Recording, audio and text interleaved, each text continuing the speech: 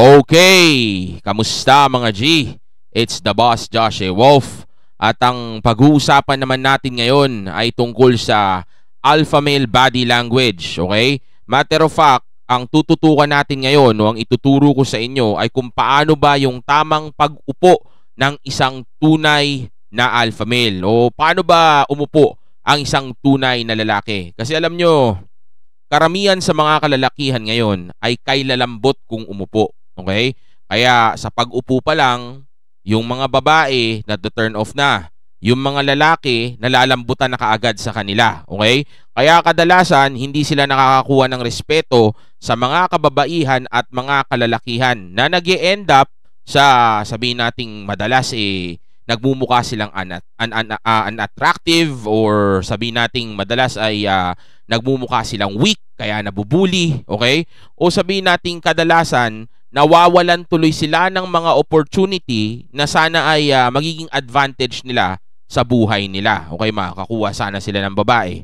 O kaya sabihin natin rerespetuhin sana sila ng lalaki. O kaya sabihin natin may kukuha sana sa kanila para mabigyan sila ng proyekto, negosyo, trabaho, o kaya magiging kliyente sana nila si ganito o makakanegosyo sana nila si ganito. Kaso ang problema dahil sa weakness na ipinapakita nila sa pag-upo pa lang o dahil sa body language nila, okay, ang nangyayari tuloy ay nawawala itong oportunidad na ito sa kanila. Okay, tandaan nyo, pagdating sa pagkalalaki mo o sa mundo, yung pamumuhay mo dito sa mundo bilang isang lalaki, napaka-importante na respetado ka ng mga tao sa paligid mo. Okay? Dahil lalaki ka. Okay? Kaya hindi ka pwedeng magmukhang weak at lalong-lalo nang hindi ka pwedeng magmukhang parang babae. Okay? Dahil ikaw ay dapat masculine. Dapat damang-dama ng mga tao sa paligid mo, yung kapangyarihan mo, okay? Yung pagiging astig mo, yung pagiging kumpiyansa mo, okay? Yung bayag mo, okay? Well, hindi mo naman kailangan pakita yung bayag mo sa mga tao, okay? Hindi yun ang tinutukoy ko dito o gusto kong gawin ninyo na sa pag-upo mo, ilalabas mo ito, okay? Hindi ganyan ang gusto kong mangyari. Ang gusto ko lang mangyari ay, kumbaga, pag nakaupo ka, magmukha kang kumpiyansa. Pag kumikilos ka, magmukha kang wala kang pakailam, okay? O sabihin nating wala kang iniisip na kahit ano pang sasabihin ng ibang tao sa iyo, okay? Kumbaga, ganito ako umupo, wala akong pakailam sa iyo, okay?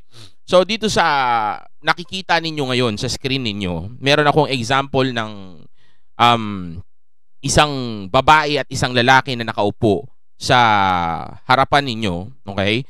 Kung makikita ninyo, yung lalaki, kung umupo siya, okay, kitang-kita na nakabukaka siya o may espasyo siyang kinakain. Okay? Samantalang yung babae naman, kung umupo naman siya, ay siya naman, ang ginagawa naman niya ay para bang meron siyang itinatago. Well, napaka-obvious naman siguro na sa dalawang gender na ito, of course, magkaiba yung X-organ nila. Okay? Yung isa, may, alam nyo na, may longganisa at itlog. Okay? Samantalang yung isa naman ay may butas o tahong. Okay? So, it makes sense, di ba? Kasi yung isa ay feminine. Yung isa naman ay masculine. Dahil, kumbaga, pag inipit nga naman ng lalaki yung kanya, di ba, parang hindi komportable, okay?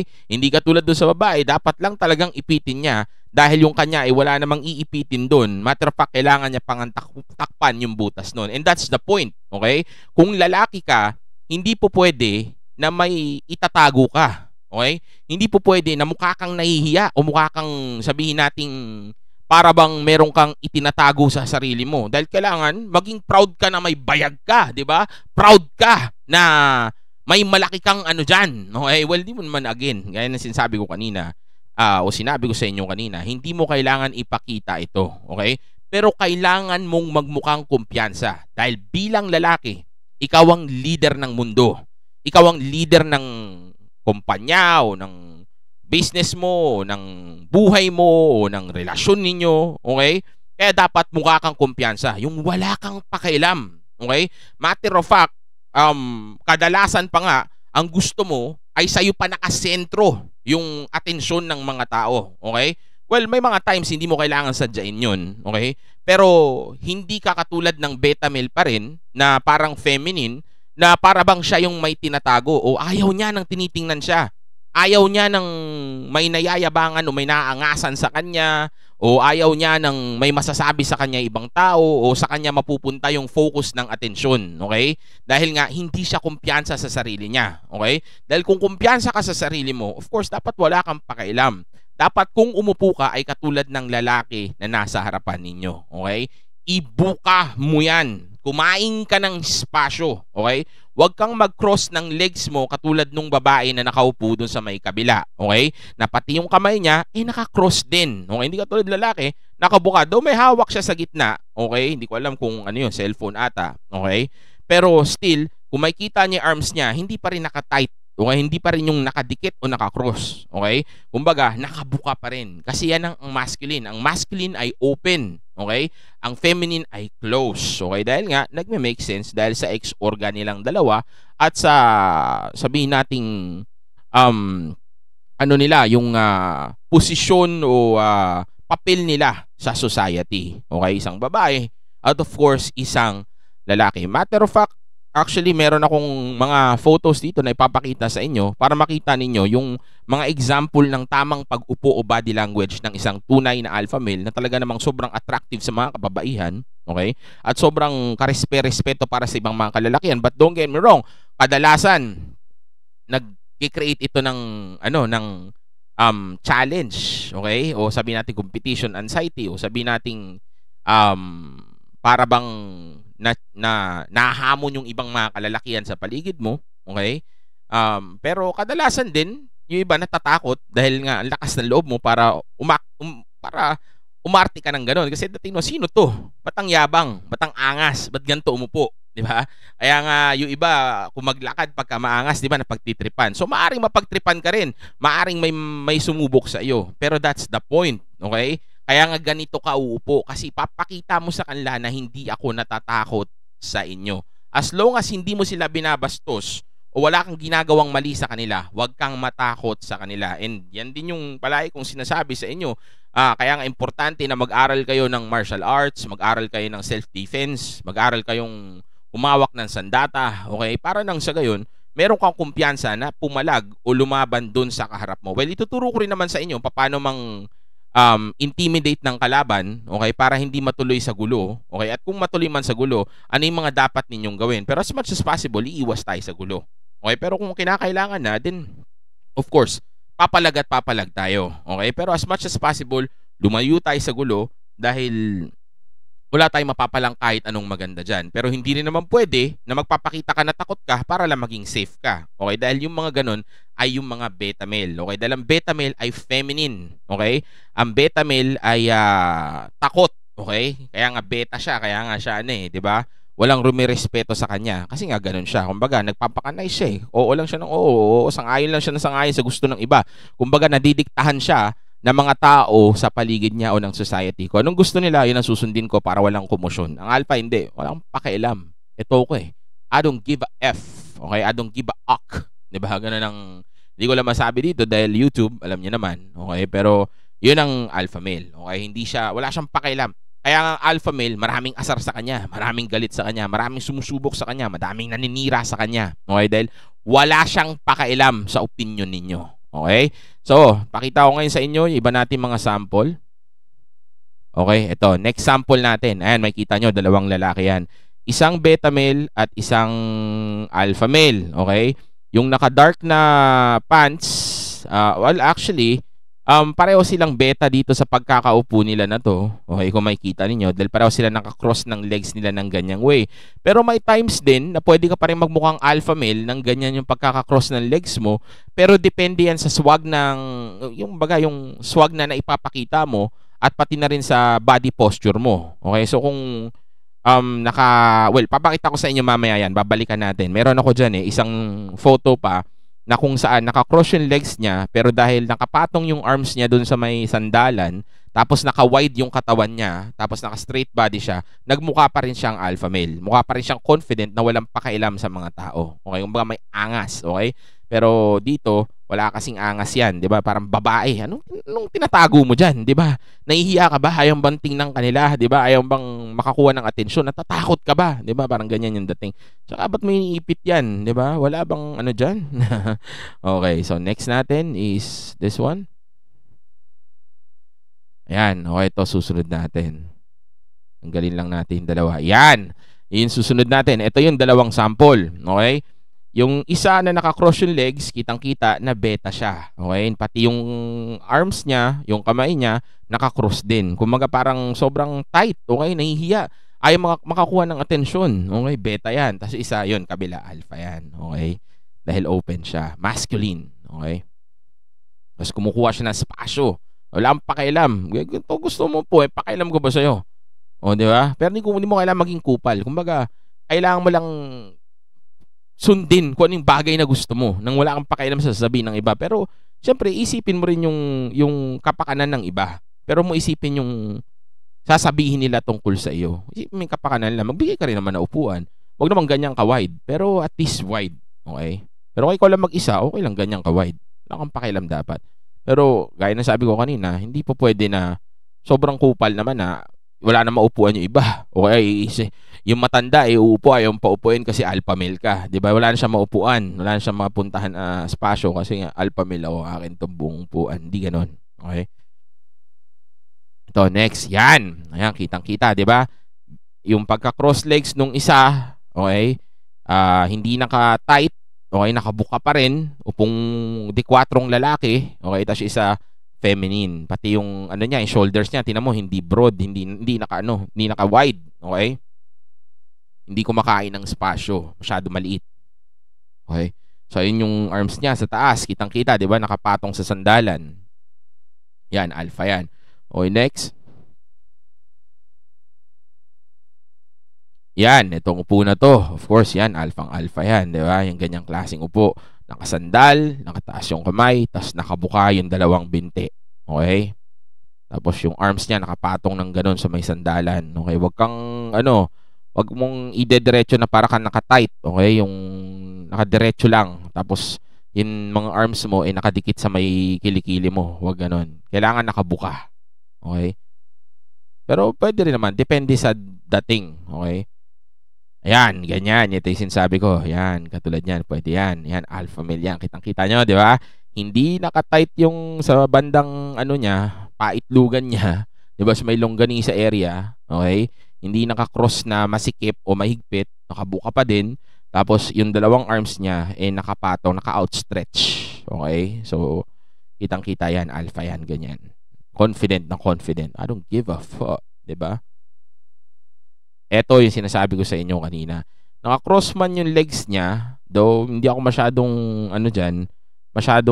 agree, pero pwede pa rin magmukha kang alpha sa ganyan kung yung body language mo do sa may upper part ng katawan mo, okay?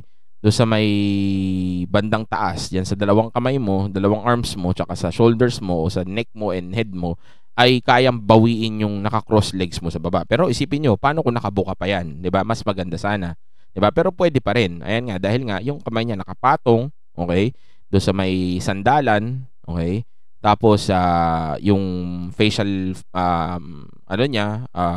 expression niya ay fierce, okay? Matapang. Tapos yung shoulders niya is naka-wide pa rin. So pasok pa rin siya kahit paano. Pwede pa rin 'yan. Okay? Next, ayan, ito naman yung nahihiya na beta male. Okay? Huwag niyong gagawin yan. Yan yung sinasabi ko sa inyo.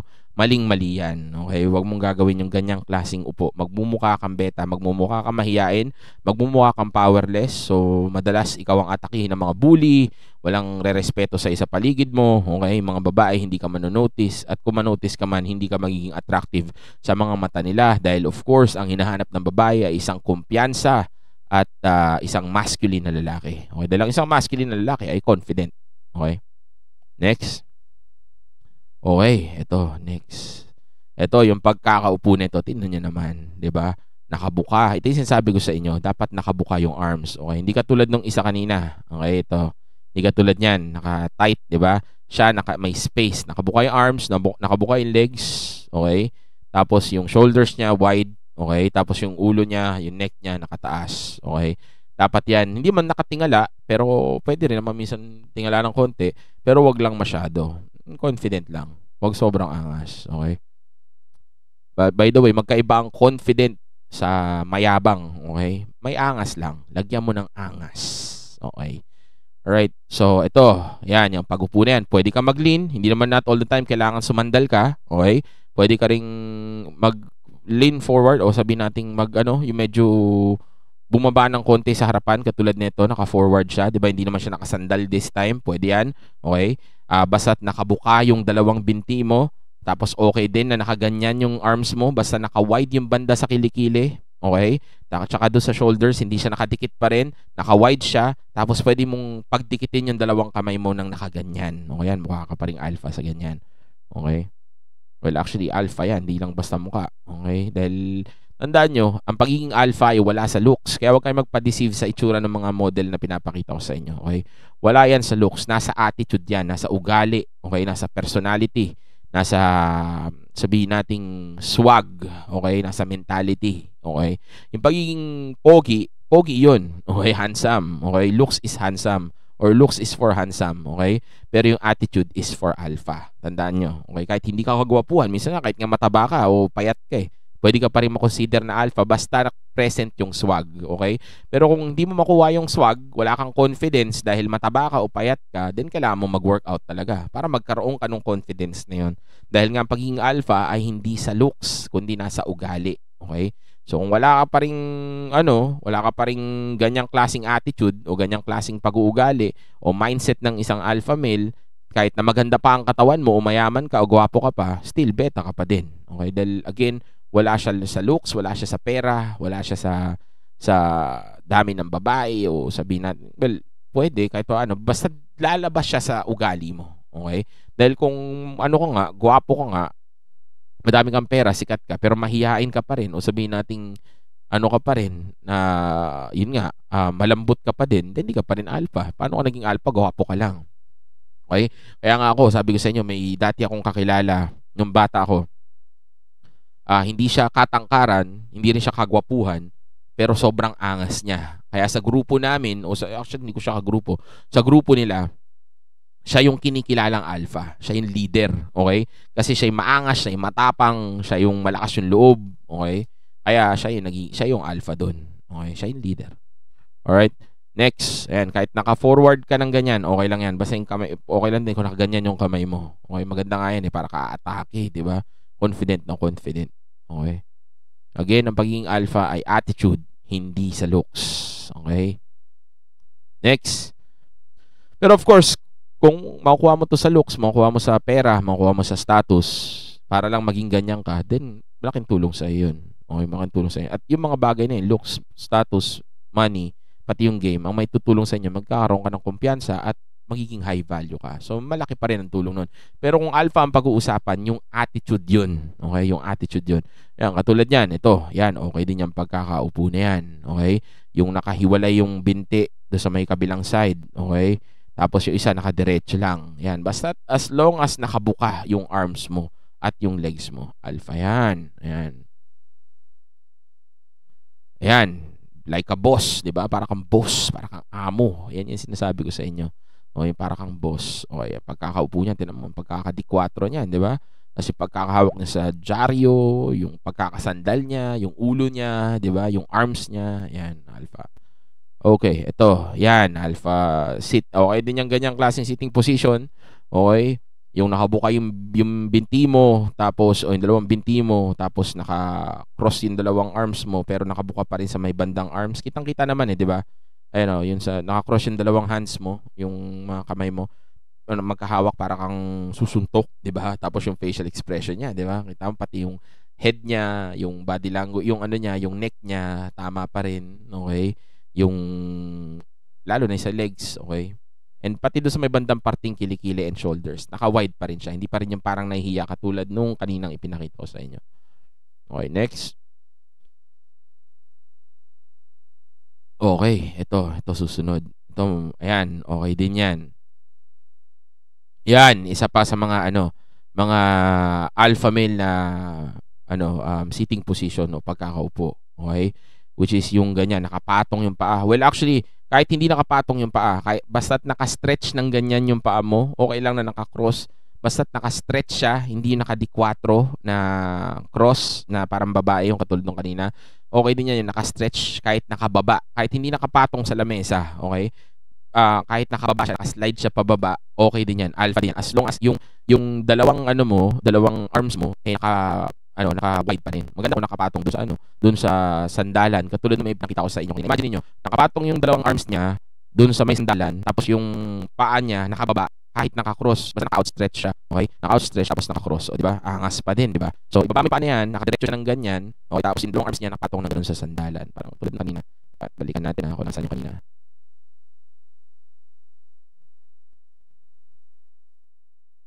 Balikan natin.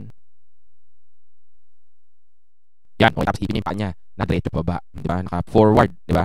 Tulad mo kanina, yun, ganun. Kahit hindi nakapatong sa mesa. Okay, kahit naka-cross siya, naka-text yung paa mong ganun. Basta naka-stretch, hindi naka-dikwatro na tight. Okay, po yun. Alpha pa rin yun. Okay? So, ito yung mga example ng alpha male na pagkakaupo o yung tamang sitting position ng isang tunay na lalaki o isang masculine male o isang alpha male. Okay? So, I expect matutunan kayo kung paano umpo ng tama at paano pagkaroon ng tamang body language kapag harap nyo yung babae, harap nyo yung isang negosyo, kaibigan ninyo, o mga tao sa paligid, dahil kailangan mong magmukhang respetado at mukhang dominante sa lahat ng oras kung gusto mo talagang maging isang tunay na alpha male. Okay? So, next time, maglalabas pa ulit tayo ng maraming mga tips kung paano ang body language ng tunay na alpha male, katulad ng ginagawa naman natin linggo-linggo. Lagi tayo may mga video sa eye contact ng alpha male, tonality ng alpha male, o voice tonality ng alpha male. Ngayon naman, body language ng alpha male. Okay? So, stick lang kayo dyan, okay? Chill lang kayo dyan, at patuloy lang ninyong improve ang mga sarili niyo, mag-focus kayo sa purpose ninyo, katulad ng ginagawa ko, okay? Katulad ng araw-araw na ipinapakita ko sa inyo, okay? Huwag sa babae, okay? Ang babae, alam niyo naman, distraction yan. Pero of course, para maging balance ang buhay, tama lang na meron tayong life experience. At the same time, meron din tayong tinatawag nating social life, okay? Ipaghalo din tayo sa iba't ibang klase mga tao. Kaya importante na matuto kayo ng ganitong klaseng mga body language, o yung pag-upo ng tama, pag-ayo ng tama, paglakad ng tama, which is mabagay na yung ibang mga yan ay itatakil na sa mga susunod na video. Okay? Pero sa ngayon, hanggang dito lang muna. Okay? Kaya mag-ingat kayo dyan and enjoy.